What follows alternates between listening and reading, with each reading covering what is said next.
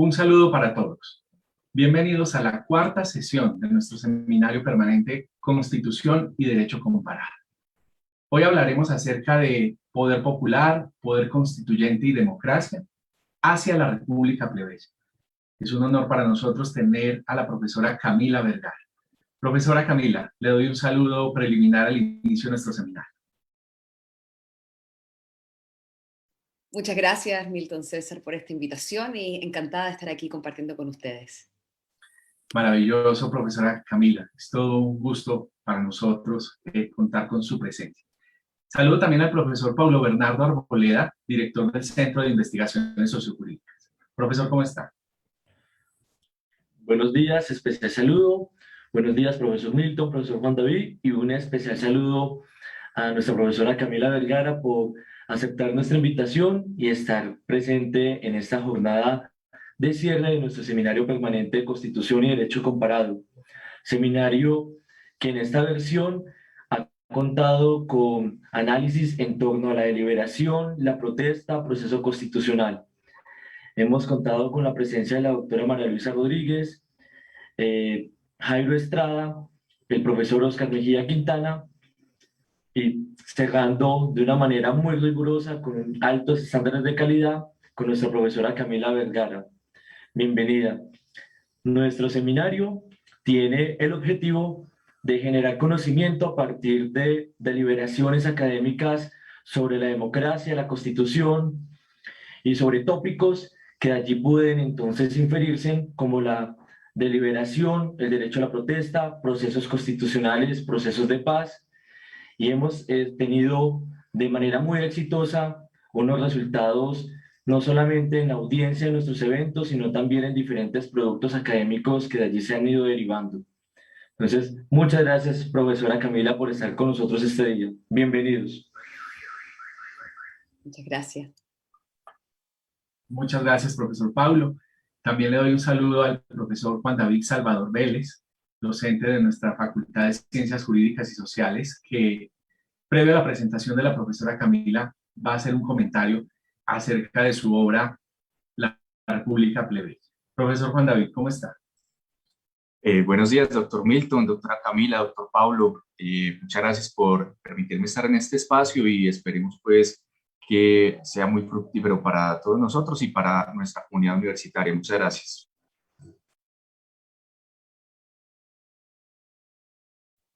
Muy bien, Juan David. Entonces, si lo consideras, podemos iniciar con el comentario que tienes acerca de la obra de la profesora y posteriormente daremos paso a la presentación de la hoja de vida. Mil gracias, doctor Milton, por el espacio. Entonces, en principio agradezco la oportunidad de presentar la obra de la doctora Camila Vergara, que posee una magnífica visión republicana popular con la que personalmente me siento plenamente identificado, estando entre sus textos República Plebeya, guía práctica para construir el poder popular, la que, como ha indicado la profesora que nos acompaña el día de hoy en diferentes espacios, fue escrita a manera de panfleto, sin que con ello se pierda su rigor académico, y surge como una especie de síntesis de su tesis doctoral, buscando que la gente del común pudiera acceder a este conocimiento y materializar su potencia plebeya de transformación para la formación de nuevas hegemonías populares. Quisiera comenzar señalando que en el momento maquiavélico de Pocock se encuentra una idea de corrupción de las repúblicas en Maquiavelo ligada a la corrupción estrictamente moral y a la desintegración real de la personalidad cívica, que conlleva a la decadencia de los gobiernos republicanos. Esta visión tradicional fue criticada por James Harrington, señalando la corrupción como consecuencia de que la distribución de la autoridad política no guarde relación con la distribución de la propiedad, que debe servir de fundamento para determinarla, dándose materialmente un comportamiento de señores y vasallos, ejerciéndose el poder político según el grado de autoridad y la distribución de la tierra verdaderamente existente. Juan David, sí, señor. Permíteme un minuto que creo que tenemos un problema con la transmisión.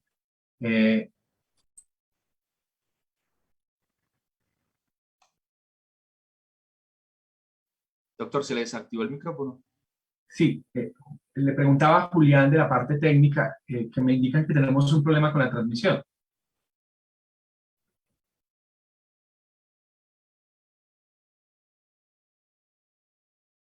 No, te cuento que al parecer no se está viendo la imagen. No sé si los demás nos pueden confirmar. Muchas gracias.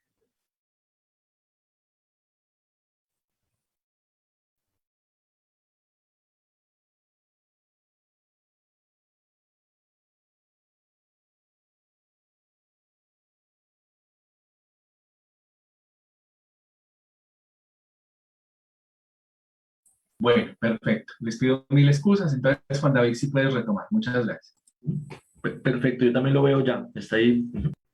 Muchas gracias, doctor. Entonces, retomando, si bien estas lecturas de la Escuela de Cambridge permanecen vigentes, más aún con las profundas desigualdades sociales y económicas existentes en el sur global, la teoría de la corrupción sistémica que expone la profesora Camila Vergara es una de las más importantes visiones y estudios contemporáneos sobre la corrupción, siendo también mucho más ajustada a nuestras realidades latinoamericanas, pues esta corrupción sistémica es la que viven nuestras democracias diariamente, con ejemplos tan claros como la votación en la Cámara de Representantes en Colombia para la modificación de la Ley de Garantías Electorales, lo que claramente influirá en el clientelismo y quizás la posible compra de votos en las próximas elecciones, siendo a todas luces una modificación a la ley que para todos es claramente poco ética y corrupta, y que pese a ello se está materializando, demostrando el grado de degradación política en la que nos encontramos, como también pudiera hablarse de muchos ejemplos más, tal como la modificación de requisitos para ser fiscal general de la Nación, entre otros. Asimismo, la obra de la profesora Camila Vergara está atravesada por una idea muy antigua, una aspiración propia de la tradición republicana de corte popular, y es lograr unas instituciones que permitan el autogobierno del pueblo, que lo incluyan como actor político directo en el marco constitucional, que pueda interactuar directamente con los otros grupos sociales para hacer presión y buscar sus propios intereses, que para nuestra América constituiría nada más y nada menos que ese interés de la gente del común, de los pueblos indígenas, afro, de las comunidades excluidas y de todos aquellos pueblos empobrecidos, para que sean tenidos en cuenta, para que valgan como sujetos políticos dentro de una democracia constitucional y puedan enfrentar directamente y con igual peso en los órganos decisorios a quienes se oponen a brindar unas condiciones dignas de existencia al pueblo. Esta tradición, la tradición republicana popular que ha sido reivindicada desde Maquiavelo, pues, pasando por Harrington, Rousseau, busca que sean generadas esas instituciones para el autogobierno, lo que fue conseguido materialmente en la República Romana con los tribunos de la plebe, que surgieron directamente del conflicto, de la pugna política, de los tumultos, como reivindicación popular para brindar a la plebe unas garantías institucionales de representación, para hacer valer sus derechos. Esta utopía también ha estado latente en la visión de deliberación de la plaza pública para formar la voluntad popular en ejercicio de la soberanía del pueblo, que sería la lectura que nos trae Rawls de Rousseau, y que cobra fuerza ahora en la representación de esa materia, de ese pueblo oculto que debe recobrar el ejercicio del poder político, ideal que nos es magistralmente explicado por la profesora Camila a través de Maquiavelo, Condorcet, Rosa Luxemburgo y Hannah Arendt. Y es que es en la plaza pública, en cabildos, asambleas populares, asambleas deliberativas, donde el pueblo logrará recuperar su independencia contra la tiranía impuesta por siglos por gobiernos y sistemas aristocráticos y elitistas. Y es indispensable hacerlo por cuanto es latente la ilibertad a la que nos encontramos sometidos y por tanto como herramienta emancipadora surge esta república plebeya, este gobierno de los de abajo, donde la gente se hace respetar y custodia verdaderamente la libertad. Pues como diría Maquiavelo, el pueblo es el único que puede salvaguardar la libertad, puesto que los demás solo quieren usurparla para hacerse al ejercicio del poder. Muestra de ello las tiranías y dictaduras del Cono Sur, las que nos siguen atormentando y de las que debemos apartarnos con unas instituciones para la libertad, una ciudadanía activa para la libertad, una milicia, una escuela, una universidad pensante y comprometida con el equilibrio social, con la dignidad humana, con la democracia y con esas condiciones materiales de existencia que se encontrarían bien resumidas por la consigna zapatista de exigencia de techo, tierra, trabajo, pan, salud, educación, independencia, democracia, libertad, justicia y paz. Espero que todos y todas las asistentes disfruten de esta maravillosa ponencia de la profesora Camila Vergara y que podamos realizar un profundo debate social sobre esas instituciones que necesitamos construir para garantizar la libertad de nuestros pueblos. Muchas gracias y bienvenida, profesora Camila, a este espacio, esperando que algún día podamos compartir con usted, no por estos medios virtuales, sino de manera presencial. Bienvenida. Muchas gracias, es increíble, maravillosa tu exposición y claro, me encantaría estar con ustedes en presencia. Mil gracias, querida profesora Camila. Como dice nuestro profesor Juan David, es desde luego una de nuestras pretensiones que más adelante pueda estar con nosotros en Manizales, que hace parte del país cafetero, como también lo llamamos. Eh, Quiero hacer una breve presentación del maravilloso currículum de la profesora Camila Vergara. Es periodista e historiadora de la Universidad Católica de Chile, con un máster en estudios latinoamericanos de la Universidad de Nueva York y doctora en teoría política de la Universidad de Columbia. La profesora Camila Vergara ha desarrollado diversas investigaciones relacionadas con el poder constituyente en Bolivia, en Ecuador y desde luego centradas en la posibilidad del poder constituyente en Chile que ya se está materializando. Proceso que sigue de manera activa y que nos ofrece a todos, desde luego, importantes luces. La profesora Camila Vergara ha publicado diversas obras, entre ellas, desde luego, La República Plebeya, Corrupción Sistémica, y desde luego que estamos atentos a nuevas publicaciones. Profesora Camila Vergara, bienvenida, tiene usted la palabra. Muchas gracias, Milton, por la invitación y por ahí el detallado currículum, muy amable. Como tú bien decías, y quiero partir un poco por el final, Chile está en un proceso constituyente hoy. Es un proceso constituyente que nace en las calles, cuando los estudiantes de secundaria se saltan los torniquetes del metro, luego de que se decide incrementar el pasaje del metro. Y es algo maravilloso, ya que ese alza de pasaje no les afectaba a ellos directamente, ya que la tarjeta estudiantil permaneció sin cambios, pero estos jóvenes lanzan una desobediencia civil masiva, una campaña masiva, llamando a todas las personas a evadir como otra forma de luchar, ¿ya? Y la idea es que podemos evadir el metro para poder comprar el pan, ¿ya? Y hay una solidaridad con las clases trabajadoras. Y es ahí donde empieza este proceso constituyente, esa llama revolucionaria de los jóvenes de secundaria que básicamente hicieron un llamado a todas las otras organizaciones y movimientos que venían manifestándose por más de una década en Chile, a cristalizarse y pedir un nuevo pacto social, la apertura de un proceso constituyente.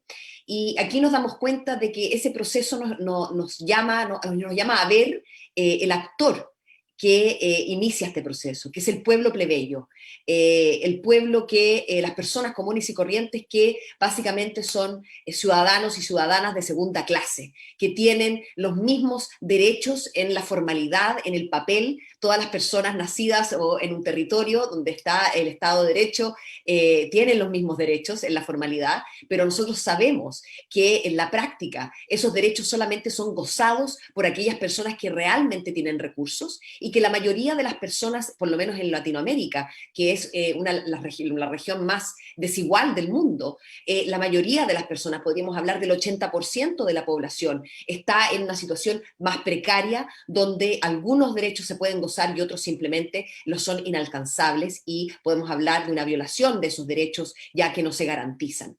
Entonces estamos frente a a órdenes políticos a los cuales les hemos llamado democracia, ¿ya? Demos, el pueblo, kratos, poder, control sobre el gobierno, y a eso le hemos llamado a nuestros regímenes democracias representativas, ¿ya? Y el problema es que las democracias representativas, por lo menos en la teoría, debieran servir a las mayorías, al pueblo, porque es el pueblo el que tiene el control sobre el gobierno. Sin embargo, hemos visto que estos órdenes representativos consistentemente producen reglas y órdenes, sistemas, ¿ya? Procedimientos, reglas, políticas públicas que benefician a los pocos, a los más poderosos, a los que ya tienen el poder y que van en desmedro de las mayorías, ¿ya? O que benefician a grupos específicos, pero no podemos decir que sean reglas o políticas públicas o procedimientos realmente democráticos, ya que realmente no le dan el poder a las personas comunes y corrientes, a la mayoría de los ciudadanos y ciudadanas. Entonces, Entonces, desde ese punto de vista, desde el punto de vista material, de, podríamos decir, los outputs del sistema, lo que produce el sistema, que produce más desigualdad, produce una oligarquización sistemática y sistémica a nivel de la estructura, y no simplemente nos referimos aquí a la corrupción individual de algunas manzanas podridas dentro del sistema, de algunos oficiales públicos que se corrompen, que reciben dinero, que dan contratos a dedo. No estamos hablando de esa corrupción, que es la punta del iceberg, sino que estamos hablando de cómo el sistema de leyes que hemos llamado el Estado de Derecho, que hemos llamado un Estado neutral, abstracto, que supuestamente nos trata a todos por igual, ese sistema es el que produce la desigualdad, y la produce de una manera normal, natural, no es en contra de ese sistema, sino que es a través del sistema donde se produce la desigualdad, donde se produce una mayor oligarquización del poder en la sociedad. Y con esto me refiero a lo que Juan David muy bien explicó, que es el concepto de corrupción sistémica. ¿Ya? Cómo el orden produce ciertos resultados que ayudan a que los que ya tienen el poder tengan aún más poder, y los que no lo tienen estén en una situación precaria y se mantenga en esa situación precaria. Entonces, ese análisis crítico nos lleva a repensar el orden, nos lleva a repensar la Constitución como un orden normativo, como algo que es bueno, ¿ya? Como algo que es deseable y que debiera permanecer en el tiempo. Desde el constitucionalismo democrático, el clásico hegemónico, nosotros siempre vemos que entre más dura una constitución, entre más larga la historia de una democracia, por así decirlo, mejor. Se le da como un premio en el fondo a que perdure en el tiempo. Sin embargo, desde el punto de vista de la corrupción sistémica, y entendiendo de que todos los límites a la ambición de los poderosos, todas las reglas que están hechas para controlar el poder de los pocos, se erosionan, y que los pocos poderosos tienen bufetes de abogados y otras instituciones que pueden pagar para poder saltarse las reglas, flexibilizar las reglas, hacer las reglas a su medida. Si podemos ver desde ese punto de vista la Constitución, vemos que entre más tiempo pasa, más corrupto se pone el sistema, y que una Constitución que no cambia, que es inflexible y que no se adapta a las nuevas formas de corrupción que van emergiendo, eso hace que ese orden tenga que ser cualificado no como bueno, sino como un orden que se está erosionando desde dentro. Aquí un ejemplo que hoy ha salido a la palestra las últimas 2 semanas con los Pandora Papers. Aquí tenemos los paraísos fiscales, los famosos paraísos fiscales, estos hoyos negros donde van a parar la mayor cantidad del dinero de nuestras élites, ya que extraen de nuestros territorios y los llevan a estos paraísos fiscales donde donde hay secreto bancario, donde los estados no pueden llegar, y de hecho la desigualdad a nivel mundial es solamente un estimado. No se sabe cuánto dinero realmente tienen los súper ricos, porque los súper ricos lo tienen en estos lugares que son los paraísos fiscales, y son lugares que son legales. No son ilegales en el sentido de que nuestros compatriotas súper ricos llevan su dinero y están cometiendo un crimen, sino que es perfectamente legal hacer eso. Entonces, hemos visto que nuestros órdenes, además de producir leyes corruptas, ya que ayudan a los súper ricos a incrementar su dinero, sino que más también es desde el punto de vista de la negligencia, de que no hemos legislado correctamente ni hemos hecho instituciones que sean realmente fuertes para poder ir en contra de esa corrupción y para poder controlar el aumento del poder de los súper ricos. Entonces eso hace a nuestros órdenes no solamente corruptos, sino también muy deficientes, ¿ya? Y desde el punto de vista histórico, si vamos y comparamos nuestros sistemas democráticos representativos como dentro del paraguas de los gobiernos populares, ¿ya? Donde supuestamente las personas tienen la soberanía, donde hay soberanía popular, si uno compara en la historia los distintos gobiernos, uno ve que la democracia representativa tiene una gran deficiencia, una deficiencia constitucional, que es que no le otorga una institución propiamente tal al pueblo plebeyo, a las personas que no gobiernan, a los ciudadanos y ciudadanas de segunda clase que simplemente viven en su vida privada y no ejercen el poder. Esas personas no tienen a dónde recurrir, solamente pueden ir a denunciar a los tribunales, pueden pelear sus derechos en tribunales, pueden ir a la burocracia a poner una queja, ¿ya? Pero no hay ningún poder para poder controlar al gobierno que nosotros mismos hemos autorizado, ¿ya? En la antigua Roma, como Juan David dijo anteriormente, estaba el concilio plebeyo, los plebeyos tenían su propia asamblea, donde solamente los plebeyos eran bienvenidos, y podían elegir a sus representantes exclusivos, que eran los tribunos de la plebe. Y estos tribunos de la plebe no eran representantes como hoy los entendemos. Hoy día nosotros elegimos con nuestros votos a representantes y efectivamente les damos un cheque en blanco. Ya usted aquí tiene un cheque en blanco por 4 años y esa persona va a legislar o a gobernar como mejor le parezca, ¿ya? Y hemos entendido que las elecciones son una forma de rendir cuentas o de poder controlar supuestamente a estos representantes. Pero hemos visto ya, la ciencia política ya ha venido con resultados con esto, de que las elecciones realmente no sirven para eso y que más aún las elecciones más frecuentes producen aún más corrupción porque hay campañas políticas y platas de por medio que hacen que los poderosos puedan influir aún más en las elecciones.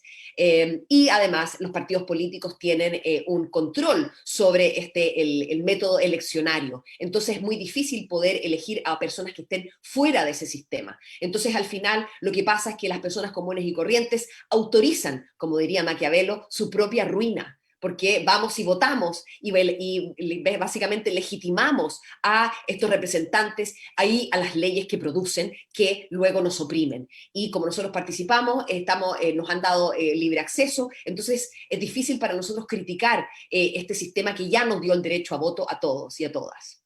Y como alguien muy bien dijo por ahí, si el voto fuera peligroso, estaría prohibido, ¿ya? Entonces, por ende, tenemos procedimientos que, de hecho, hemos definido nuestras democracias como los regímenes donde hay elecciones libres, ¿ya? Entonces, estamos definiendo nuestro sistema popular basado en las elecciones, un método que, de hecho, Maquiavelo lo muestra como, al principio, era un método bueno que permitía a todas las personas que querían servir a la República poder llegar y candidatearse en el fondo y poder poner su nombre para que los votaran, lo que era bueno porque había diversidad y toda la virtud cívica podía ser canalizada, pero en el mediano y largo plazo lo que pasó fue que solamente los poderosos tenían el tiempo y la dedicación para ser candidatos y al final el voto popular simplemente servía para legitimar a los poderosos que servían en esos cargos y que eran monopolizados factualmente por las élites. Y hoy día pasa más o menos lo mismo, que la mayoría de los congresos están llenos de élites, ¿ya? Y de hecho las pocas personas que son de clase trabajadora, del pueblo plebeyo, llegan a ese lugar y rápidamente se oligarquizan o son simplemente una minoría que pueden hacer poco para incentivar el cambio social. Entonces tenemos un régimen y una constitución liberal que nos da derechos a todos y a todas simplemente formales en el papel, sin tener una institución que nos ayude a materializar esos derechos. Simplemente uno puede ocupar los tribunales para pelear su derecho individual, lo que es muy costoso, muy difícil y siempre parcial, ya que los jueces difícilmente pueden obligar al Ejecutivo, por ejemplo, a gastar dinero en darle una vivienda a alguien que no tiene una vivienda y que su derecho a la vivienda, por ejemplo, está siendo violado, ¿ya? No puede los jueces tener poder sobre el presupuesto y obligar al Ejecutivo a gastar ese dinero. Entonces, por ende, el sistema de separación de poderes dentro de nuestras constituciones ha jugado en contra de la materialización de los derechos que han sido declarados en la Constitución. Entonces, nosotros como estudiosos legales simplemente nos dedicamos a estudiar esa Constitución, esa maquinaria, y una maquinaria que produce oligarquización y que no permite la materialización de los derechos a gran escala. Y con eso nos contentamos. Y dentro de la tradición que viene desde las primeras fundaciones de estas repúblicas es que básicamente no hay otro sistema mejor que el que ya tenemos. Hay una falta de creatividad y de diseño institucional y simplemente se piensa dentro de esta separación de poderes y ni siquiera se considera darle poder al pueblo a través de instituciones. Siempre se le da poder de manera individual a través del voto o a través de la firma, si es una consulta y no un mandato, ¿ya? No una participación vinculante, sino solamente una consulta, a través de focus group, ¿ya? A través de denos su opinión en esta página web, ¿ya? Pero y a través de una encuesta, pero nadie ha puesto la necesidad de crear nueva institucionalidad, una infraestructura popular, para que las personas puedan acceder a controlar a sus representantes. Entonces, desde este punto de vista, y aquí quiero tomar el pensamiento de Maquiavelo, quien es el primer teórico plebeyo, ¿ya? En el sentido plebeyo constitucional, en el sentido de que es el primero que piensa en darle la última palabra, no a los jueces de la Corte Suprema, no a los jueces del Tribunal Constitucional, sino al pueblo mismo. Porque para él, el pueblo es el único que puede decidir dónde le aprieta el zapato, ¿ya? ¿Cuáles son la dominación? ¿En qué minuto las leyes le oprimen? ¿O qué leyes son necesarias para la emancipación, para la mayor materialización de los derechos? Los legisladores, que son de parte de las élites, no saben en qué minuto, en el fondo, en qué momento del proceso se domina o cuáles son los efectos ya en la materialidad. Entonces, el pueblo mismo, el que tiene que tener ese poder para poder decidir cuáles leyes tienen que seguir en los libros y cuáles tienen que ser derogadas. ¿Ya? ¿Qué leyes necesitan ser iniciadas y necesitan ser articuladas y cuáles deben ser vetadas y sacadas de los libros? ¿Ya? Y eso es algo que los legisladores han sido reacios de darle ese poder al pueblo, ya que una de las razones que se da es que podría crear arbitrariedad en el sistema y poca estabilidad, lo que podría ir en contra de la inversión y todas estas estabilidades que los inversionistas necesitan supuestamente. El clásico miedo a que cualquier cambio que nosotros hagamos va a hacer que los capitales fluyan y nos dejen, ¿ya?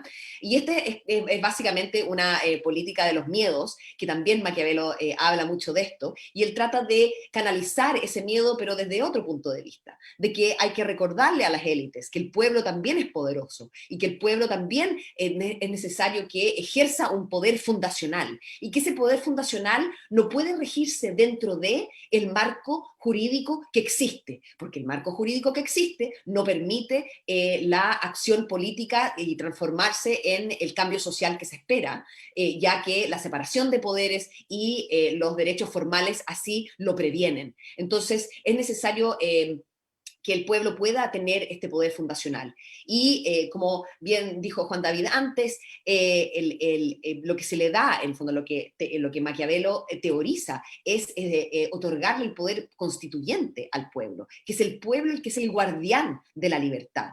Y esto no solamente significa que cada cierto tiempo el pueblo va a levantarse a hacer una nueva constitución, sino que es este poder que es un contrapoder, es un poder creativo que no tiene límites en el fondo, que no tiene límites, y aquí no quiero ir hacia lo que el jurista nazi Carl Schmitt diría en términos de que los derechos humanos son un límite ilegítimo en la política del pueblo soberano. Creo que los derechos humanos y la igualdad es una cosa base, es una premisa base para que las personas puedan ejercer libremente y en seguridad su poder soberano. Entonces ese es un límite legítimo. El que no es un límite legítimo es el de la propiedad privada, ¿ya? La propiedad privada y la acumulación ilimitada de riquezas. Eso es algo que nosotros hemos promovido a través de nuestros órdenes, ya que hemos dado estabilidad para que eso suceda y hemos armado al Estado para proteger los intereses de las clases propietarias, ¿ya? A costa de todo el resto. Entonces, es ese derecho que ha sido para el liberalismo fundacional el que debe ser cuestionado, y no los derechos derechos humanos y los derechos socioeconómicos de la clase plebeya. Entonces, Maquiavelo entiende esta idea de el poder constituyente como un poder que es creativo, por un lado, que crea nuevas instituciones que son necesarias para controlar a las élites. Podríamos hablar de instituciones antioligárquicas o instituciones plebeyas donde el pueblo pueda ejercer su poder de controlar, por ejemplo, vetando leyes, iniciando leyes, derogando leyes, revocando mandatos, ¿ya? También iniciando procesos constituyentes que empiecen desde abajo, ¿ya? Y por el otro lado, el poder constituyente también tiene que crear un miedo en las élites, un miedo de que si se saltan las reglas o tratan de flexibilizar las reglas a su pinta, tarde o temprano les caerá la disciplina popular. Y aquí Maquiavelo invoca a los juicios masivos que se llevaban a cabo en Roma, y hoy día podríamos también hablar de los jurados ciudadanos, que también son una nueva herramienta que están surgiendo ahora en la última década, yo diría, y en los últimos 2 años con fuerza. Y aquí me refiero a la Convención Ciudadana, por ejemplo, para el clima en Francia, donde se llamaron a 150 personas elegidas por sorteo con distintas categorías, eran 6 categorías: género, territorialidad, profesión, nivel socioeconómico, ya, edad. Todo eso se puso en un pool y se sacaron personas por sorteo, y esas personas se reunieron 7 veces con la ayuda de burocracia y expertos, claramente, para poder generar un plan de acción para el cambio climático. Y los resultados fueron fabulosos, ¿ya? O sea, promovieron 2 cambios a la Constitución para poder poner la protección de los ecosistemas en el artículo 1 de su Constitución, y también un listado de mandatos de políticas públicas para que el Estado también pueda acortar sus emisiones. Y claro, el problema ahí siempre es dentro del orden jurídico elitista, que esa convención no tiene poder vinculante y que luego tendría que ser revisada por el Parlamento francés y luego apoyada por el Ejecutivo. Entonces ahí murió esa iniciativa, ¿ya? Ahí es algo que Maquiavelo diría, esto todavía un orden jurídico elitista, ya que el pueblo no se le da la última palabra. O sea, podríamos haber puesto los resultados de esa comisión a un plebiscito, por ejemplo, para poder así legitimar y para poder hacer de ese resultado algo vinculante. Pero el poder representativo siempre se reserva para sí mismo la última palabra, porque el pueblo siempre es, acordémonos desde el punto de vista de la élite, siempre es ignorante el pueblo, no es arrebatado, ¿ya? No es racional, y siempre trae un sentido común que realmente a las élites no les hace sentido. Pero creo que hoy, más que nunca, con el grado de oligarquización del poder que existe, con la amenaza climática que existe, es necesario traer ese sentido común, esa sabiduría popular desde los territorios, para así poder poner un pare a el extractivismo oligárquico que es predominante hoy en todas partes del mundo. Quiero también referirme a otro revolucionario, no esta vez de Florencia, en el siglo XV, pero de Condorcet durante la Revolución Francesa, quien básicamente lo que trata de hacer es institucionalizar el poder constituyente. Para él, el poder revolucionario que se vio en las calles, en el fondo de París, que él lo vio, y en toda Francia durante la Revolución Francesa, para él ese poder no debía ser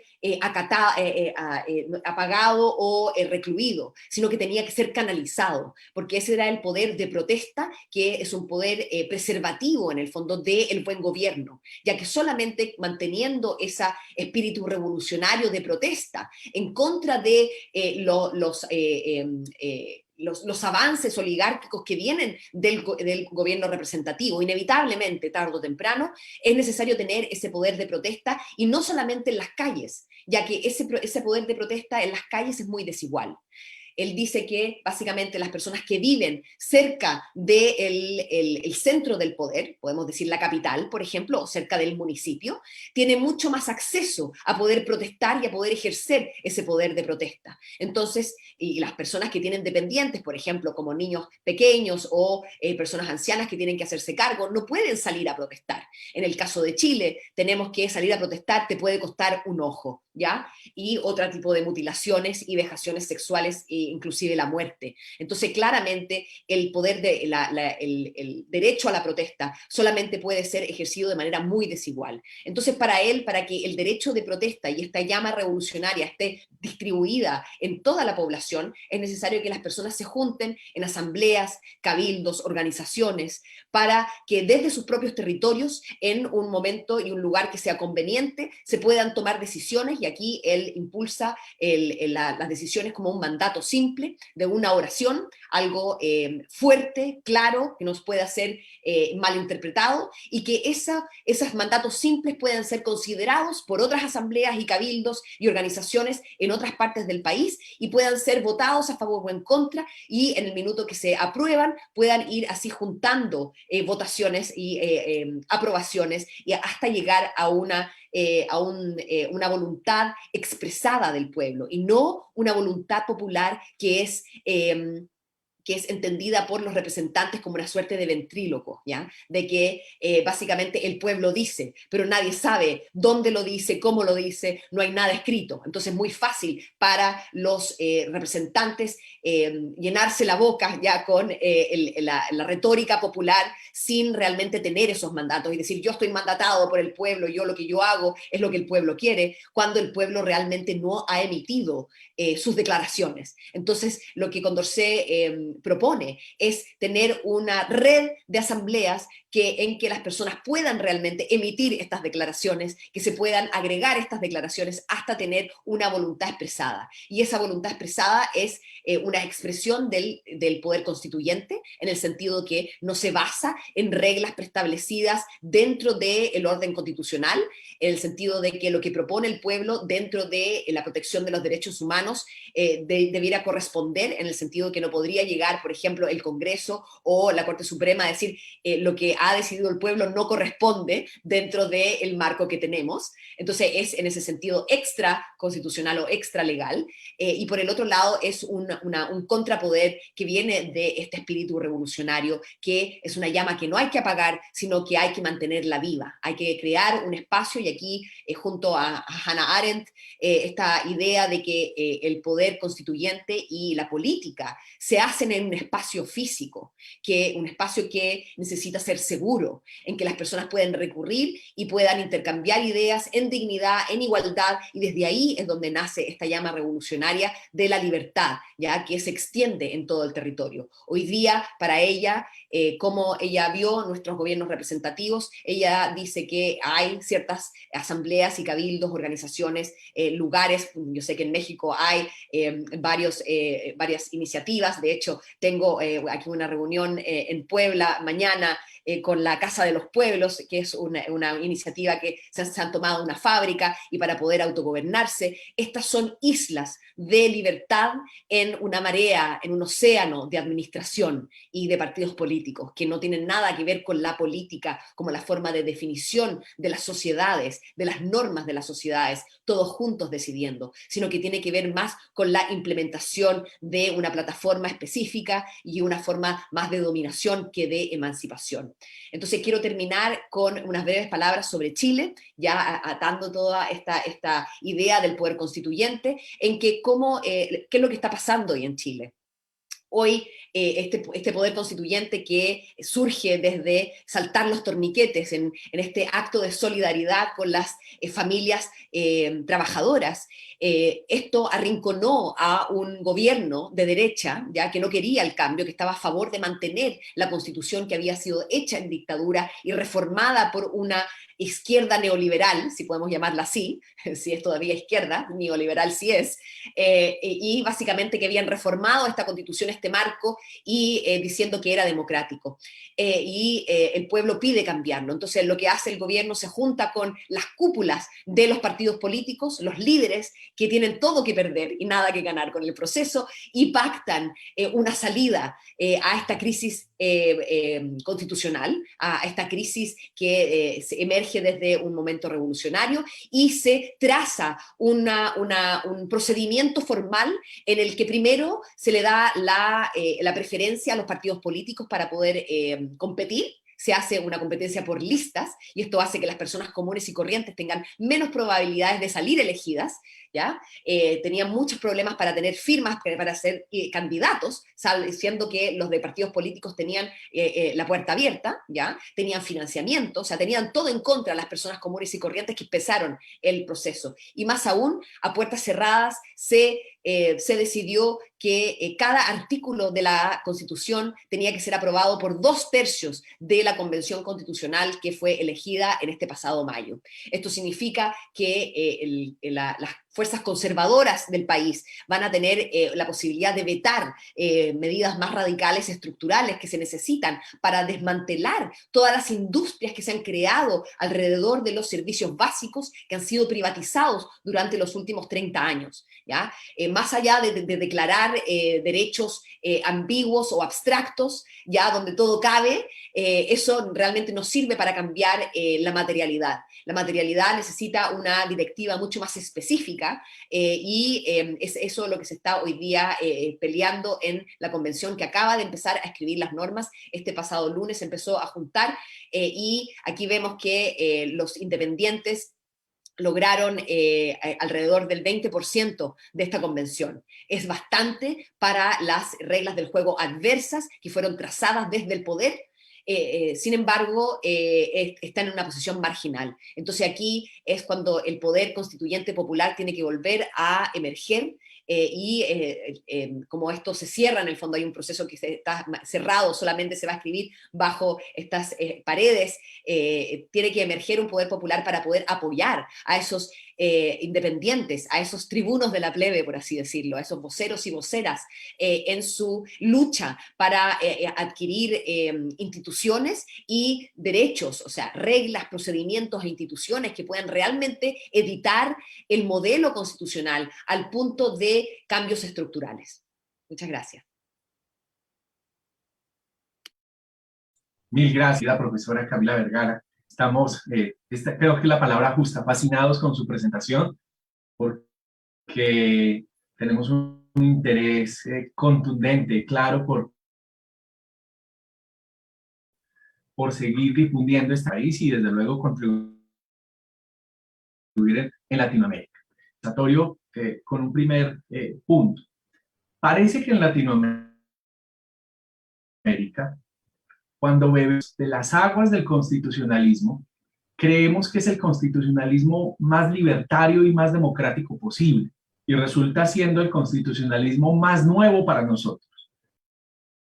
Pero no patentamos que es un constitucionalismo ya viejo, que puede tener cosas muy importantes, pero que tiene grandes pecados como la restricción popular.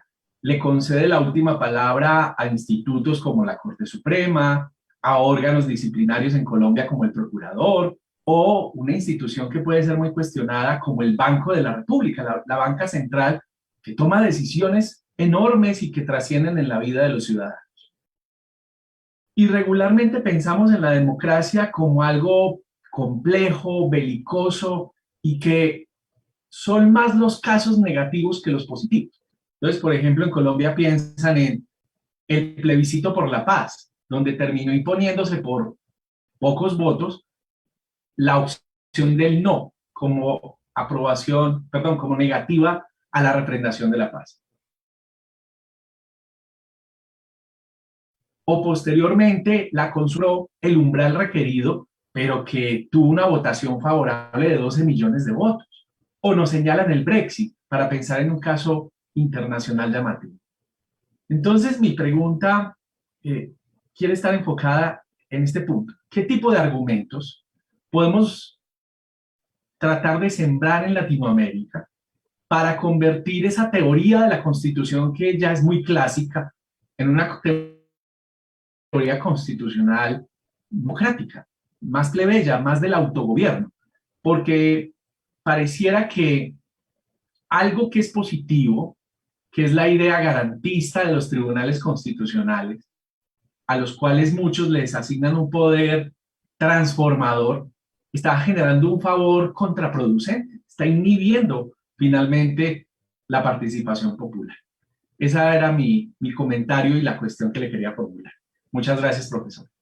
Muchas gracias por esa pregunta. Primero, cuando hablamos de constitucionalismo libertario, ¿ya? Y también hablamos de un constitucionalismo mínimo, ¿ya? Es algo que también se está hablando en Chile, de hecho que tenemos que llegar a los grandes acuerdos, la idea de que ojalá tuviéramos unanimidad en las reglas del juego, ¿ya? Obviamente eso sería fantástico desde el punto de vista de legitimidad. Sin embargo, es bien naif pensar de que los poderosos van a estar de acuerdo con el pueblo plebeyo en las reglas del juego. O sea, ahí vamos a negociar, y en esa negociación las constituciones mínimas, minimalistas, son las que predominan, ya que todo cabe, es una cosa ambigua. Entonces, la primera constitución mínima fue la de Estados Unidos. Y la de Estados Unidos, hay que recordar que Estados Unidos tuvo más de 100 años de esclavitud, luego de declarar que todos los hombres eran libres. Entonces, y que todos los derechos que existían nunca nombraban quién era el sujeto del derecho. Entonces, por no nombrarlo, se entendía de que como las personas de raza negra ya eran esclavos y eran propiedad, entonces no cabían dentro de eso. Entonces, una constitución que es mínima simplemente deja que la estructura de dominación que hoy día existe siga existiendo, ya que no existe una demanda, un mandato para poder cambiar esa realidad. Entonces, parte de los estudios jurídicos de hoy, como más modernos, por así decirlo, tratan de tener constituciones más pequeñas, más escuetas, para que todos estén de acuerdo. Y eso es una movida contrarrevolucionaria desde mi punto de vista, ya que ayuda a que siga todo igual con un cambio más bien cosmético y declaratorio, ¿ya? Y que no va a cambiar la realidad. Creo que nombraste algo muy interesante, que es el tema de la autonomía de las instituciones que, como el Banco Central, que en nuestro caso, el que toman estas decisiones acerca del sistema económico. Hay otras, por ejemplo, que son, en Chile tenemos la Superintendencia de Valores, la Superintendencia del Consumidor, tenemos varias instituciones que están creadas, diseñadas desde el punto de vista de la neutralidad o de la autonomía. Y las personas que son miembros en el fondo de esa institución son elegidos, por ejemplo, con una terna del Ejecutivo, y ahí el Congreso decide, y esa es la forma en que nosotros hemos entendido la autonomía, que la autonomía significa que no sea dependiente de un poder del Estado, sino que todos los poderes del Estado puedan ingerir en la decisión para que así sea autónomo. Sin embargo, creo que hay que repensar desde el punto de vista crítico esa autonomía, ya que la autonomía de los poderes del Estado no tiene que ver con la autonomía de las clases oligárquicas, ni la autonomía del gobierno en general, ¿ya? Y de este sistema, ya que las élites tienden a reproducir el sistema del cual se benefician. Y si las personas que van a estar ocupando el puesto de esa banca, ¿ya? Y obviamente tenemos aquí a los economistas que se han educado en Europa y en Estados Unidos, ¿ya? Y que no pueden ser más élite, y que vuelven con esta sabiduría neoliberal. Claramente esas personas no son autónomas en el sentido de que tratan de que vayan a beneficiar a todo el mundo, porque esa es la idea que nosotros tenemos, que no beneficien a un sector. Lo que tenemos que, creo que, repensar esa autonomía como una correcta dependencia. La dependencia debe ser del pueblo. Esa banca debiera tomar decisiones para el beneficio de la población, para el bienestar de la república, entendido como el beneficio de las clases plebeyas que hoy están oprimidas, ¿ya? Y no en beneficio de los inversionistas o del crecimiento económico hipotético o del precio del dólar o otras variables que son abstractas. Como diría Marx, hoy día estamos dominados por abstracciones que hemos creado. Nosotros hemos creado desde el dinero, es una abstracción. Las tasas de interés son abstracciones. Estas instituciones son abstracciones que van a ser lideradas por personas que son parte de las élites y que básicamente creemos que la economía es una ciencia. Partamos por eso. O sea, ya esa es la gran ilusión de todas, la gran mentira. Entonces, al final tenemos que repensar la autonomía desde la correcta dependencia popular. Entonces, ¿cómo podemos repensar esas instituciones? Creo que aquí la elección por lotería de miembros que vayan en forma rotativa para así evitar la corrupción, por ejemplo, serían una mucho mejor opción de llenar esos puestos, para que haya una correlación con las condiciones materiales y lo que realmente las personas necesitan, y el expertise, que tiene que haber una comunicación, y que no sea los expertos los que gobiernen y que tengan una autoridad que va más allá de lo popular, que es lo que hoy pasa. Hoy día nos dicen cómo es, ¿ya? Lo que tiene que hacerse, y básicamente hay que apretarse el cinturón o hay que hacer otro tipo de medidas que se le pide al pueblo hacer, pero las élites no lo hacen consigo mismas y al final reproducen este sistema camuflados en esta autonomía. Aquí yo iría en contra a Rawls y diría todas estas instituciones que son las instituciones básicas no se puede hacer con un velo, ¿ya?, de ignorancia. Aquí hay que sacarse el velo, hay que rajar el velo y realmente ver la sociedad como es y pensar las instituciones no desde la igualdad y la neutralidad, sino de la desigualdad estructural que hoy tenemos. Desde ahí tiene que venir la creatividad institucional del nuevo constitucionalismo.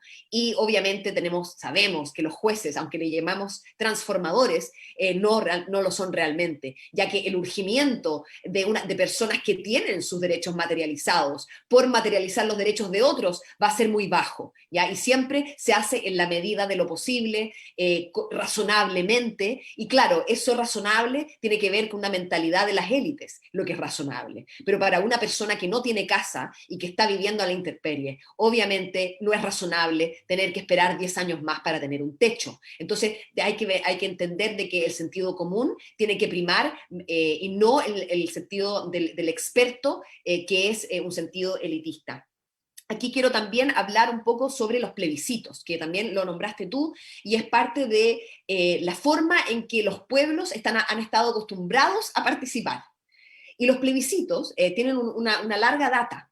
El plebiscito, de hecho, viene de la antigua Roma y significa algo muy distinto de lo que nosotros creemos. El plebiscito era la ley que era pasada por el concilio plebeyo, y esa ley era aprobada en la asamblea plebeya y llevada por el tribuno a los magistrados para que la cumplieran, ¿ya? No, y es solamente Napoleón Bonaparte el que agarra esta idea del plebiscito que surge desde las bases, ¿ya?, y mandata hacia arriba, lo agarra y básicamente dice mandata desde arriba y simplemente el pueblo autoriza, legitima, simplemente viene a aclamar lo que el líder le pide que aclamen. Entonces, básicamente se invierte la lógica. Entonces, hoy tenemos una idea trastocada de lo que es la participación popular, ya que se entiende que el plebiscito es la forma de participar, cuando en el plebiscito uno no puede editar lo que se va a preguntar, uno no puede modificar y por ende le está cerrando la puerta al cambio social estructural que siempre viene desde abajo. Las élites no van a proponer algo radical, nunca lo han hecho. Entonces, claro, uno viene a legitimar y eso mejor que nada, ¿ya? Y esto es algo que también quiero aquí empalmar con lo que pasa en Chile, ya que el único mecanismo de participación vinculante que se le dio al pueblo en Chile en este proceso que empezó en las calles fue el plebiscito dirimente. Es un plebiscito que básicamente dice que cualquier artículo de la Constitución, o sea, cualquier propuesta de artículo, que no llegue a los 2/3, pero que llegue a los 3/5, que es 60% de la convención, o sea, igual se tiene que negociar con la derecha y con el centro, y obviamente eso va a hacer que esa iniciativa sea moderada, ¿ya?, podrá ir a plebiscito al final del proceso. Entonces la idea es que el pueblo venga a decidir si quiere o no las propuestas que fueron aprobadas por 3/5 pero no alcanzaron los 2/3, ¿ya? Y ahí el pueblo podría definir al final y votar sí o no por estas iniciativas. Y claro, si lo pensamos desde el punto de vista que no hay ninguna otra participación, parece muy bien que a las personas se les consulte. Pero el problema es que si pensamos que las iniciativas ya van a ser moderadas y que no van a promover los cambios estructurales, entonces es un engaño, porque es el pueblo el que viene a legitimar una propuesta moderada y si no la aprueba, entonces no hay artículo, se queda fuera de la Constitución. Entonces, quiero dar un ejemplo aquí. Nosotros somos el único país en el mundo en que el agua es privada. Hay un mercado de aguas. Entonces, por ejemplo, las mineras compran agua por litro a 40 años, a 100 años, ¿ya? Y en el fondo son dueñas de esa agua. Y por ende le quitan el agua a las comunidades que no son dueñas de esas aguas, ¿ya? Y ese régimen existe y obviamente aquí está parte de los tratados internacionales y los contratos, todo esto está bien ordenado, ¿ya? Entonces, sí, y desde abajo se pide un derecho al agua como un derecho humano, en que no exista la apropiación privada del agua, ¿ya? Pero puede ser que el derecho que se proponga, que pase los 3/5, sí proteja el derecho individual de tener agua, además de como derecho humano, ¿ya? Entonces eso no va a permitir desmantelar lo que hoy Hola, existe. Caro, ¿cómo estás? Un especial saludo, Caro. Y no va a poner, Caro, muy escucho tu atento audio, Pablo. a tu situación con el estudiante Fernando, me cuentas. Pablo, por ¿Sí, sigue favor, contigo? silencia. Qué Bueno, pena. Muchas gracias, sí, profesor. igual. Continúa. Sí, entonces, sí, el derecho que se pone a votación no es suficientemente radical en el sentido de erradicar la propiedad privada del agua, eso va a hacer que no exista un mandato, una directiva para eliminar esos contratos. Entonces, el pueblo va a estar obligado a aprobar eso y que va a venir a legitimar y después van a decir, pero el pueblo lo aprobó, entonces por eso es bueno. Pero obviamente el pueblo no quiere eso, pero si no aprueba eso, simplemente se queda lo que ya está anteriormente, que no es tener derecho al agua ninguno. Entonces, no es una falsa elección, por así decirlo, que llega simplemente a legitimar. Y lo mismo va a pasar con el plebiscito de salida del proceso constituyente. Básicamente eso va a ser un plebiscito obligatorio, que si no se va a votar, te van a multar, ¿ya? Y cualquier cosa que salga de la convención, cualquier orden jurídico va a ser mejor que el que se hizo en dictadura. Entonces tienen asegurado el triunfo. Entonces simplemente la ratificación es un saludo a la bandera. En el fondo la gente obviamente va a votar que sí, porque si no se va a quedar con la constitución de Pinochet. Y obviamente eso no va a pasar. Y ellos saben los que hicieron estas reglas. Entonces el plebiscito no es entendido como una forma de ejercitar la soberanía popular y este poder constituyente que es un contrapoder, una forma de controlar a los poderosos y de rechazar lo que no se quiere, por ejemplo, sino que es una forma simplemente de legitimar un proceso que fue formal y que fue pactado desde arriba. Entonces tenemos que realmente cambiar ese entendimiento de la participación popular y entender los plebiscitos como un mecanismo que no es participación popular, sino que es parte de una legitimización del poder que no tiene que ver con la iniciativa. Y aquí yo creo que hay que aprender del modelo suizo, hay que aprender de otros lugares como California, que también tiene iniciativa popular, y aprender de los errores de esos lugares también, donde las iniciativas populares no tienen un control de derechos humanos, ¿ya? Y aquí el problema es que cuando uno le da iniciativa popular a los individuos y no al pueblo organizado, no hay institución, eso hace que las organizaciones más extremas, y la mayoría de conservadoras, tienen esas redes, ¿ya? Pueden fácilmente adquirir firmas para poner cosas a plebiscito. Y como en el plebiscito ya vemos que es una forma de legitimización y las personas, la mayoría no vota, o sea, en Chile solamente el 50% salió a votar por el plebiscito de entrada, el iniciar el proceso constituyente, solamente la mitad, y solamente un 41.5% salió a votar por sus representantes. O sea, esos representantes tienen una legitimidad electoral precaria. O sea, si entendemos que ya ese mecanismo está viciado, si le damos en el fondo las iniciativas populares a individuos simplemente, le estamos dando una herramienta a los sectores más conservadores para poder poner cosas a plebiscito y luego, como se vota poco, salen solamente los movilizados a votar y esas iniciativas se aprueban. Y tenemos el problema, por ejemplo, con California, con la proposición 8. En California el matrimonio homosexual estaba en la Constitución, era parte del régimen constitucional, pero como se apoyaba la iniciativa popular, un grupo conservador puso en la papeleta una propuesta para decir que el matrimonio simplemente entre un hombre y una mujer. Y eso se aprobó como por un 30 y tanto por ciento de las personas que fueron a votar y al final salió. Entonces teníamos una crisis constitucional. Porque, ¿qué pesa más? ¿La iniciativa popular que fue votada ya por los procedimientos adecuados o los derechos humanos que están constitucionalizados en el orden jurídico? Entonces al final tuvo que salir los jueces, ya, la Corte Suprema, a invalidar al pueblo, es decir, esto no se puede, es inconstitucional. Y eso hace que es un precedente que la iniciativa popular y el poder popular tiene que estar subordinado a el pensamiento y en el fondo al orden jurídico establecido y a lo que manda la Corte Suprema. Entonces yo creo que eso hay que tenerlo muy en cuenta cuando pensamos en el constitucionalismo transformador por un constitucionalismo material que toma en cuenta los efectos de la ley en la sociedad y no simplemente cómo se ve en el papel, no que sea simplemente formal en el papel, sino que cómo se va a implementar. Y ahí adelantarnos, tener una idea de una proyección y un futuro para ver cómo se implementan las reglas hoy y para ver cómo se va a mal usar esa regla. Entonces tenemos que pensar desde ese punto de vista el orden jurídico. Maravilloso, profesora. Mil gracias, de verdad. Quiero dar crédito que en esta pregunta que usted nos acaba de satisfacer de manera tan amplia, tuve en cuenta las preguntas y comentarios de Elena, de José, de Ale, de Jonathan y de Gabriel que están dentro del público a través de Facebook. Le doy la palabra al profesor Pablo, que tiene una pregunta también para usted. Muchas gracias, profesora Camila, por su maravillosa intervención. Realmente nos aporta demasiado para la construcción de comunidad académica.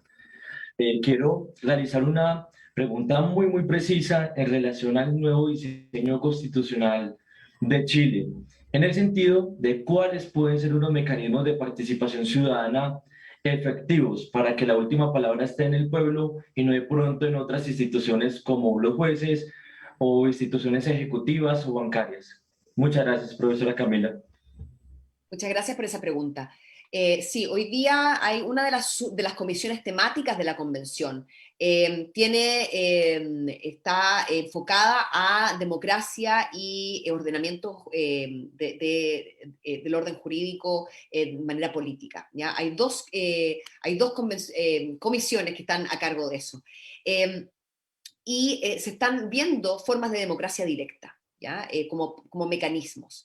Y como dije antes, el problema de la democracia directa es que simplemente es la junta de firmas. Y eso ayuda quizás a una mejor toma de decisiones, en el sentido de que aporta a una forma de democracia epistémica, a la norma que es buena, por así decirlo, ¿ya? Pero no aporta en términos de poder popular, porque cada plebiscito, cada iniciativa va por su propio carril. Y no suma, por así decirlo, sino que es simplemente una campaña, ¿ya? Y uno va y vota o presta la firma para una u otra cosa. Y eso yo creo que es algo que se está considerando claramente. El modelo suizo está ahora muy en boga, ya que le da la posibilidad a los ciudadanos de reunir firmas para poder derogar leyes que son claramente corruptas. Hoy aquí pongo el ejemplo de la ley de pesca, que hace unos 10 años atrás se aprobó mientras se hacía la ley, se sabía que había corrido el dinero, ¿ya? Y que las grandes pesqueras se había coimeado a algunos legisladores, ¿ya? Y siempre se dijo esto, ya que básicamente la ley lo que hacía era darle en concesión más o menos perpetua a las grandes pesqueras el mar de Chile y eliminaba en el fondo, le daba unas cuotas muy pequeñas a los pescadores artesanales, que eran miles. Entonces claramente beneficia a unos pocos y va en desmedro de los muchos. Entonces podríamos ahí claramente entender que esa ley, bajo la visión de la corrupción sistémica, es una ley corrupta porque oligarquiza el poder, le da más poder a los más poderosos. Entonces ya la idea de poder derogar esa ley desde abajo, que no se ha derogado, ¿ya?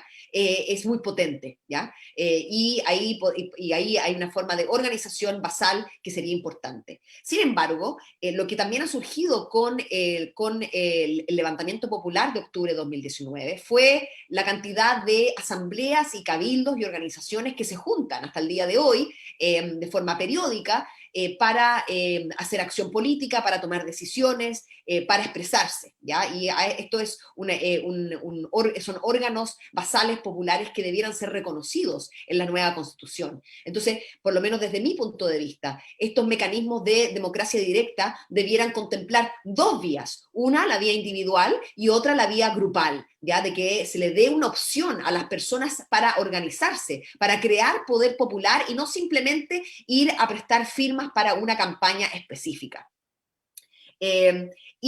Lo otro, en términos de la participación popular, también es algo interesante de revisar y creo que también se va a tomar en cuenta, ya que hay algunos experimentos en Chile ahora, es el presupuesto participativo. Y aquí esto nace en Brasil,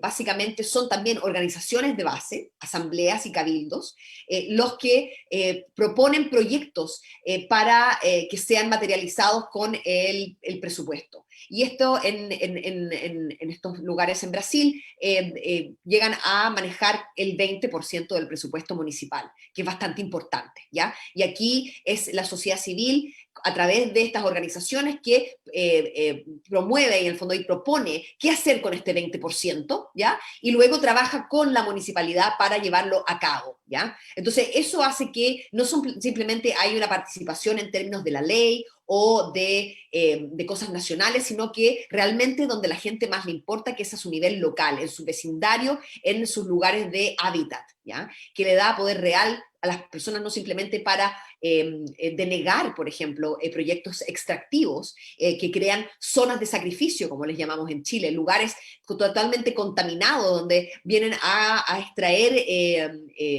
minerales, por ejemplo, y ensucian el medio ambiente. Las personas podrían, como comunidad, oponerse y oponerse de una manera vinculante y no simplemente como una consulta, que es lo que hoy existe en el constitucionalismo de Ecuador, por ejemplo, donde existe el reconocimiento a la consulta previa cuando hay proyectos extractivistas. Sin embargo, el Estado se reserva el derecho de obviar esa consulta y seguir con el proyecto extractivista. Entonces, ahí las comunidades han tenido que ir a la Corte Internacional, a la Corte Interamericana, para pelear sus derechos y para forzar al gobierno ecuatoriano a no extraer petróleo del Amazonas, ¿ya? Entonces, eso es lo que uno tiene que tratar de canalizar en el nuevo constitucionalismo. Y aquí la red de asambleas y cabildos tiene que, creo que es fundamental para este nuevo poder popular y esta nueva forma material de ver el constitucionalismo, y no simplemente recaer en las reglas y los procedimientos que están escritos, porque eso es lo que hemos hecho durante todo este tiempo, ¿ya?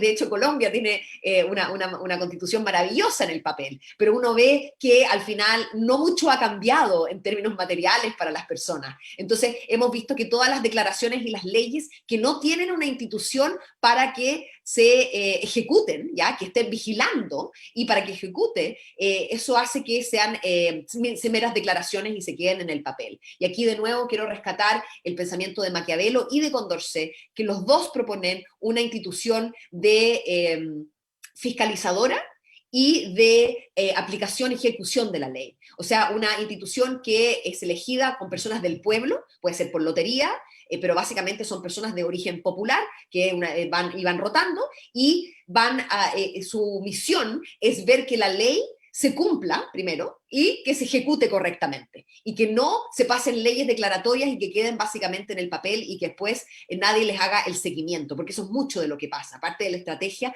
del constitucionalismo más contrarrevolucionario es simplemente darle la pasada, declarar los derechos y luego no hacer nada, ¿ya? Entonces, parte de la idea material de la participación es que las personas puedan fiscalizar y estar alertas y ver que esto realmente se lleve a cabo y dar herramientas factibles a las personas para poder realmente oponerse y también iniciar el cambio social desde abajo. Y, como no decir, también iniciar procesos constituyentes, ya que ninguna constitución va a ser impermeable a la corrupción sistémica. Entonces, por ende, cada cierto tiempo va a ser necesario tener una apertura para revisar las reglas básicas y las instituciones básicas. Y Maquiavelo dice que cada 10 años, eso sería lo ideal, cada 10 años debiera haber un reconocimiento y una revisión de las reglas fundamentales y la creación de nuevas instituciones y nuevas reglas que vengan a controlar a los poderosos y vengan a empoderar al pueblo plebeyo, dadas las nuevas circunstancias del contexto socioeconómico. Entonces, tenemos que alejarnos del constitucionalismo más tradicional, en que el poder constituyente se extingue en el momento que la Constitución entra en vigencia, se va a dormir el poder constituyente y solamente es activado a través o del Congreso o de iniciativas populares, como fue en Colombia, pero fue algo también bastante fuera de lo común. Eso es algo que en general el constitucionalismo no lo permite. Siempre es un cambio que viene desde arriba y si no es la iniciativa popular, como por ejemplo en Uruguay o en Suiza o en Italia también, que se puede iniciar una reforma a la Constitución. Aquí hay que darle ese poder constituyente al pueblo y tener un constitucionalismo dinámico, que estemos acostumbrados a revisar y no esperar 30 años a que una olla a presión básicamente explote, ¿ya? Y que tengamos nuevamente crisis, porque eso es lo que pasa, igual que el capitalismo que tiene crisis, destrucción creativa, ¿ya? La idea de que cada cierto tiempo hay crisis y de ahí se concentra más el poder y hay todo tipo de ciclos ahí. Lo mismo pasa con el constitucionalismo. No hay que esperar a que reviente, sino que hay que entregar herramientas dentro del sistema para poder hacerle un update. Igual que un sistema operativo, hay que cada cierto tiempo revisarlo, arreglarlo, sacar los virus en el fondo y crear nuevas herramientas que hagan más fácil a los usuarios utilizar estas herramientas para su propio beneficio. Mil gracias, profesora Camila, por esta excelente explicación. Le damos la palabra a Juan David, que también tiene una pregunta. Muchas gracias. Muchas gracias, doctor Milton. Profesora Camila, yo tengo una inquietud que me ronda aproximadamente hace 2 años, que empezaron pues los levantamientos populares en Chile y nosotros acá en Colombia particularmente, también quizás un poco inspirados por ese proceso de levantamientos, tuvimos una serie de levantamientos que también lograron llegar a paralizar el país, pero claramente con consecuencias y con resultados completamente diferentes. La constitución chilena surge de una dictadura que impuso un modelo neoliberal y bueno, quizás el proceso de ustedes desde una lectura podía ser el proceso, esa estructura, esa maquinaria social que había detrás, esa cultura democrática se logró movilizar y generar esa transformación, ¿cierto? Que quizás sería también una especie de lectura desde Gramsci, esa cultura de democracia, de transformación. Acá en Colombia hay unas particularidades bien complejas, el contexto de violencia y el contexto de desigualdad profunda y de falta de acceso a la educación. Y en ese sentido, las consecuencias no fueron tan positivas como las de ustedes de lograr llegar a un proceso constituyente, sino de una represión y violaciones sistemáticas y graves a los derechos humanos. Entonces, en ese contexto, profesora, quisiera preguntar cómo lograr esas transformaciones acá en nuestro país y de pronto qué elementos nos podría regalar para empezar a visibilizar desde la academia y desde la sociedad también esas transformaciones. Muchas gracias. Muchas gracias por esa pregunta tan difícil, el tema del contexto, porque nunca sabemos si una revolución, un levantamiento va a producir los cambios deseados. Eso es algo que es muy difícil de profesar, de verlo a futuro, ¿ya? Sin embargo, creo que en Chile no hay esa, o sea, creo que se dio justo en un contexto en el que el presidente tenía un nivel de aprobación cercano a el margen de error en las encuestas, entre un 6 y un 3%, ¿ya?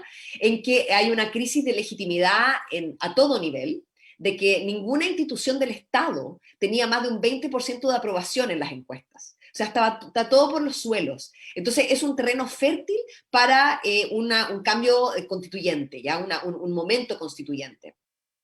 Y además se viene esta idea de traer una asamblea constituyente, de cambiar la constitución, porque la constitución de Colombia se hizo en democracia, una constitución que en la letra es buena, ¿ya? Entonces es difícil tener una narrativa en contra de esa constitución que fue hecha popularmente, que fue hecha en democracia, ¿ya? Nosotros tenemos una constitución que fue hecha en dictadura y que la demanda de una asamblea constituyente se viene arrastrando desde el principio, en el fondo, de la transición, pero que ya con más fuerza a partir del 2009 hubo de hecho una campaña para marcar el voto ¿ya? En que le ponían en la esquina del voto marca AC, Asamblea Constituyente, para ver cuántas personas realmente querían cambiar la Constitución. Y eso fue un grupo de la sociedad civil que hizo esta campaña y pudieron más o menos ver cuánta gente y visibilizar el tema de cambiar la Constitución, ¿ya? Entonces, cuando surge esta crisis y este levantamiento, las distintas movilizaciones en contra de las pensiones miserables, en contra de el derecho a la educación precario, que da una educación pésima para las clases trabajadoras, las altas cuentas de la salud, o sea, en contra de las hidroeléctricas, todo esto se cristaliza en un movimiento para cambiar la Constitución. Entonces, se da muy naturalmente la narrativa de cambiar la Constitución con la crisis de legitimidad que existe.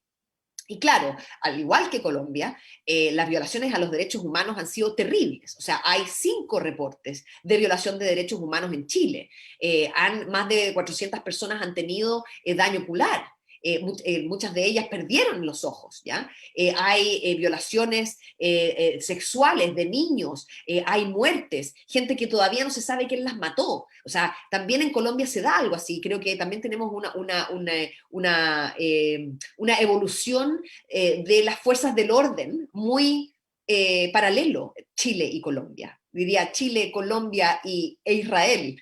Y Estados Unidos, de hecho, hacen retiros en las fuerzas del orden, y ahí se intercambian información de cómo reprimir a sus ciudadanos, ¿ya? Entonces, hay una cosa paralela, una hermandad en términos de las fuerzas del orden y de la forma en que se reprime a la ciudadanía, ¿ya? Y eso causa mucho temor. Entonces, en la marcha, el estar afuera es muy peligroso. Entonces creo que la única forma de cambiar desde abajo es crear estas infraestructuras. Es decir, no hay temor en que se junten en su vecindario y no tiene por qué ser tanta gente. Hay un método, y aquí podemos compartir el método simple que propone Condorcet, de cómo llegar a un mandato simple de una oración, que no requiere ninguna educación avanzada, simplemente sentido común. ¿Ya? Tiene que ser un mandato simple, tiene que ser un método simple para que todos y todas puedan participar y que no sean simplemente los abogados los que vengan a interpretar estas normas básicas, ya que son básicas, no debieran emanar y ser entendidas por todas y todos, incluso por adolescentes. Y aquí parte de la efervescencia es también incluir a los adolescentes. Algo que pasó en Chile es que ahora se le va a dar el derecho a participación a mayores de 16 años. Ya que era completamente absurdo pensar de que fueron las personas de 16 años las que iniciaron el proceso constituyente y que ni siquiera iban a poder votar en el plebiscito, ¿ya? Entonces la idea es que se incorpora a esta juventud más revolucionaria al proceso, y eso hace que haya una mayor efervescencia en términos de la organización, ya que esas personas ya se juntan virtualmente, tienen otras formas de organización que nosotros más antiguos no compartimos, ¿ya? Pero que se está dando. Entonces yo creo que hay que adaptarse a las formas de participación que hoy existen y capitalizar en las organizaciones existentes. Y aquí creo que hay que echar mano a la literatura de movimientos sociales, la que dice que básicamente la única forma de hacer un movimiento efectivo es que haya organizaciones de base que ya existen. En Estados Unidos pasó con el movimiento de los derechos civiles y políticos, con las iglesias. Las iglesias progresistas ya existían, la gente ya se juntaba en las iglesias. Entonces, desde las iglesias hicieron la organización política para salir a las calles a protestar por las leyes injustas, ¿ya? Entonces, hay que ver qué organizaciones existen en el país y capitalizar sobre esas organizaciones y entregar un brazo armado político, por así decirlo, a esas organizaciones que son meramente civiles. En Chile, por ejemplo, ahora con la pandemia, han surgido miles de ollas comunes, que son básicamente vecinos y vecinas que se juntan a cocinar juntos para dar almuerzo a personas que no pueden pagarlo porque han sido despedidas, porque no tienen ningún ingreso. Entonces es una forma de ayuda mutua en que las personas ya se juntan ahí, ya están congregadas, ya conversan de política. Entonces, eso lo que hay que tratar de formalizar de alguna forma, de crear un método que puedan utilizar para así interconectarse y producir mandatos y tener poder popular político, ¿ya? Y no quedarnos en lo civil. Pero creo que es muy difícil saber si estos momentos revolucionarios van a realmente aprender de esta manera, especialmente en lugares donde hay tanta violencia desde el Estado y desde grupos paramilitares. O sea, hay mucho temor a juntarse. En Chile hay un problema de que las personas no le temen a los vecinos, porque los podían delatar a la dictadura de que eran en el fondo comunistas o socialistas o cualquier otro grupo que era perseguido. Entonces eso crea un resquemor y una desconfianza que ha sido muy difícil de romper. Entonces hay que ver bien el contexto y creo que es difícil, pero con la enseñanza en términos de que, lo político y lo socioeconómico van juntos. Eso sería como parte de lo que hay que pregonar, de que no hay que separar lo político de lo socioeconómico, ya que va completamente junto, entendiendo esta idea del constitucionalismo transformador como un constitucionalismo que tiene que cambiar las estructuras socioeconómicas de acumulación de riquezas, ¿ya? Y que no podemos separarlo y que simplemente son demandas al Estado, sino que tenemos que ejercer el poder político como agentes políticos y dejar de ser sujetos que consumen política, ¿ya? Hay que hacer nuestra propia política desde abajo. Eso sería mi recomendación y a tu difícil pregunta de las distintas trayectorias. Maravilloso. Mil gracias, profesora. Una última cuestión para terminar, porque no queremos abusar obviamente de su tiempo, está relacionada con lo siguiente. Cuando pedimos más poder popular, más participación plebeya, por decirlo de esa manera, también nos cruzamos con otra estructura muy clásica del constitucionalismo, el poder o el principio contramayoritario. Y nos hemos acostumbrado a esa última palabra que a los que piensan distinto, y cuando digo piensan distinto, sean de izquierda, de derecha, liberales, conservadores, en todo el espectro político, se cree que al decir o evocar ese principio contramayoritario, todo se debería acabar. Como lo dice Riva Siegel, Robert Post, un poco Larry Kramer, o hasta Waldron, ¿qué tan digno es eso con la población? Entonces, ¿qué tipo de principios, y yo sé que usted ha sido muy prolífica en su explicación, pero qué tipo de principios o de educación deberíamos empezar a forjar para que esa democracia social de verdad fructifique? En un contexto donde hablar de contramayoritario también es algo, voy a decirlo, violento, porque estamos hablando de que hay alguien que nos tiene que cuidar de la dictadura de las mayorías, pero en Latinoamérica la mayoría es pobre, está excluida. Y es un pueblo muy diverso. Tiene indígenas, comunidades de las negritudes, comunidades plurinacionales, pluriétnicas, tiene un fenómeno de migración enorme. En Colombia, de 50 millones de personas, 21 millones están en la pobreza, y eso en cifras oficiales. Entonces, quería invitarla a reflexionar sobre ese punto. Mil gracias, profesor. Sí, mira, el principio contramayoritario nace de un conocimiento de clase, o sea, no es solamente Latinoamérica. Aquí yo reviso el pensamiento de James Madison y la primera democracia representativa, y básicamente él dice, si tenemos sufragio universal, tarde o temprano, la mayoría no tendrá propiedad y va a querer redistribuir. Entonces, ¿qué hacemos? Tenemos que hacer principios contramayoritarios para evitar la redistribución de la propiedad, así, tal cual. Entonces, no se nos olvida que esos son los orígenes de este gobierno representativo contramayoritario. Y claro, para mí el tema de la mayoría tampoco cuadra, en el fondo no podemos ser pro-mayoritario, en el sentido de que la mayoría, como tú bien dices, es heterogénea, es diversa, y si nosotros vamos solamente por lo mayoritario, aplastamos en el fondo y diluimos la diversidad. Entonces, por ende, hay que pensar en esta infraestructura popular que canalice la diversidad y que sea un poder procomunitario y prosolidario, ¿ya? No mayoritario, en el sentido de que, por ejemplo, tú dices que hay comunidades indígenas que son una minoría, ¿ya? Y que desde ahí, y que tienen sus propias necesidades, obviamente, y que podrían tener sus propias demandas. Sí, ellos podrían juntarse y tener, y que de hecho lo hacen, de hecho las poblaciones indígenas ya se juntan en concilios, asambleas, y de ahí sale un resultado, ¿ya? Una demanda que quieran.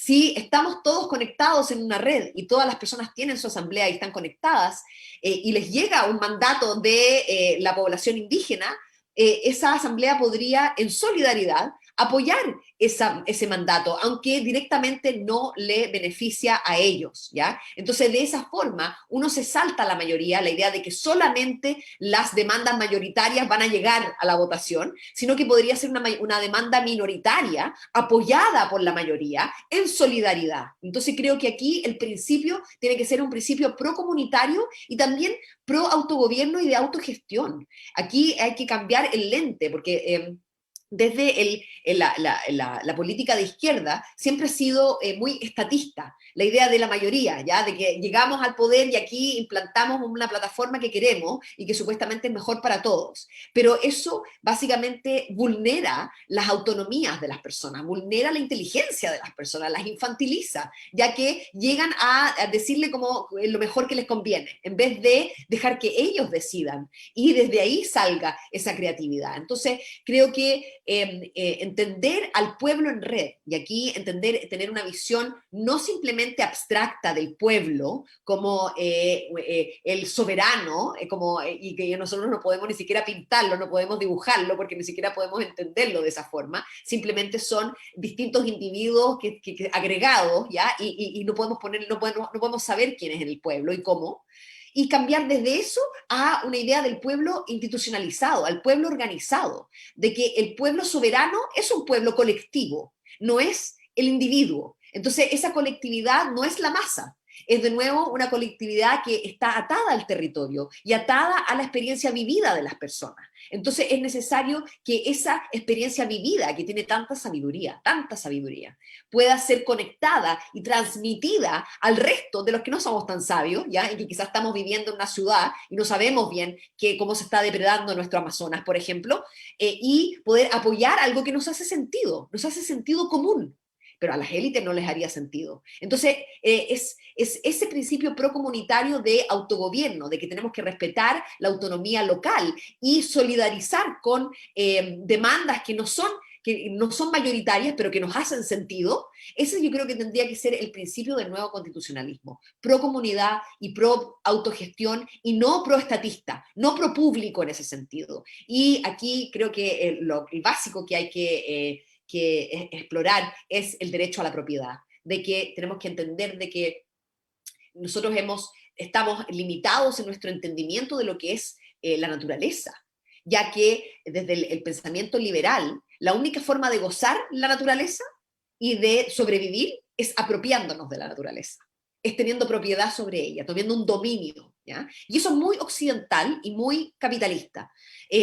Las poblaciones indígenas no tienen idea, o sea, dentro de su propia cosmología no existe la idea de la propiedad. Es absurdo poseer, en el fondo, tener un título de la naturaleza. La naturaleza no nos pertenece, nosotros somos parte del ecosistema. Entonces realmente tenemos que dar vuelta a la lógica y entender de que nosotros tenemos que autogestionarnos en nuestros propios territorios de una manera mucho más sabia y en balance con la naturaleza, y no entender de que somos propietarios de. Entonces tenemos que cuestionar también los principios que están más tácitos en nuestro constitucionalismo y de entender de que es mi voto que yo te lo doy, sino que no es algo que yo soy propietaria de o que es mi derecho, sino que ese derecho político es un derecho colectivo que se ejerce en el vecindario, en el fondo, donde uno vive, y se ejerce en respeto con otros, que aprendemos juntos, porque aquí todos hemos nacido en una sociedad patriarcal, en una sociedad demovilizada, que ha demonizado al pueblo, que lo ha infantilizado. Entonces tenemos que recrearnos, en el fondo. No podemos, como Rosa Luxemburgo diría, no se puede hacer la revolución con individuos completamente egoístas y consumistas, que es lo que nos ha creado este sistema, sino tenemos que aprender de nuevo. Y ese aprendizaje es haciendo. Y ese hacer político se hace a nivel local. Entonces creo que aquí hay que entender el pueblo en red como una forma de canalizar esa sabiduría de las minorías para una aceptación mayoritaria en solidaridad, y no ir a favor del promayoritarismo y obviamente ir en contra de la idea de la contramayoría, que ha sido el germen en el fondo del constitucionalismo liberal. Mil gracias, profesora Camila, por esta maravillosa explicación. Damos cierre entonces a nuestro evento, desde luego con gratitud hacia la profesora y con la idea de que esta sea la primera de muchas intervenciones en la Universidad de Caldas, y claro, la promesa de que pueda visitarnos más adelante cuando nuestras circunstancias, estas circunstancias que vivimos de la pandemia, pues lo faciliten, lo hagan más viable. Agradezco también al profesor Paulo, al profesor Juan David que nos acompañaron en este diálogo, a las personas que estuvieron conectadas a través de Facebook y desde luego que podrán ver nuestro seminario más tarde a través de YouTube. Profesora, mil gracias por haber estado con nosotros. Muchas gracias por haberme tenido, gracias por esa invitación para el próximo evento en presencia, y les quiero recordar a las personas que nos escuchan que República Plebeya es un libro que es descargable de manera gratuita y es una herramienta política para abrir en el fondo en la mente y para poder criticar el sistema que tenemos y también para organizar y tratar de imaginarnos la nueva infraestructura popular. Así que los invito a todos a organizarse y a criticar su sistema y a levantarse y a tener una acción colectiva juntos. Muchas gracias. Mil gracias, profesora Camila. Y claro que sí, nuestros estudiantes ya cuentan con el texto y lo vamos a divulgar a través de nuestras plataformas para que todos accedan a él. Un saludo para todos, mil gracias, terminamos nuestro evento.